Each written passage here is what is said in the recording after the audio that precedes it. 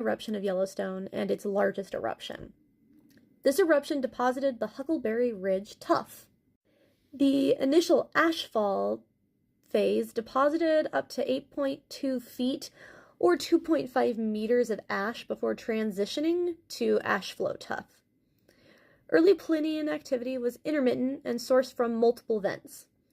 It would have ejected 12 cubic miles or 50 cubic kilometers of magma before the caldera collapsed. The ash flow tuff has 3 sheet layers that total 590 cubic miles or 2,450 cubic kilometers of lava. That is a lot. The Huckleberry Ridge tuff had an extensive reach, having been identified in the Pacific Ocean, coastal California, Afton, Iowa, and Benson, Arizona.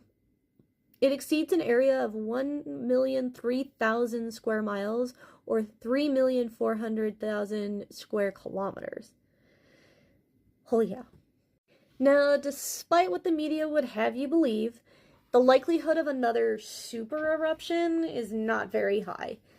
Nor is Yellowstone overdue for an eruption. There's no such thing. If Yellowstone were to erupt today, it would certainly have a strong impact on the surrounding area. Ash could potentially make it as far as eastern Oregon, Nevada, northern Arizona, and New Mexico, Wisconsin, and parts of south central Canada. But that all depends on the direction the winds are blowing as the volcano's erupting. We would certainly lose all our little tourist trap towns around the park like West Yellowstone or Cook City or Gardner. We'll probably lose power to places like Ennis or Bozeman or Rexburg, Idaho, simply because they're so close, and hopefully they're going to be evacuated ahead of time.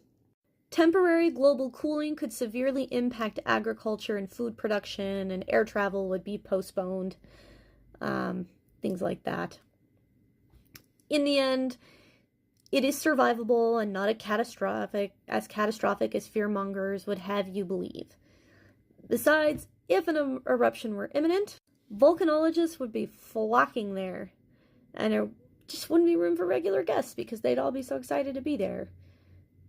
You know, but they're not. So, don't worry. Yellowstone's doing its thing.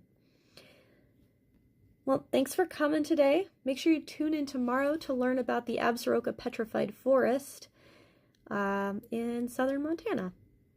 Fossilise you later.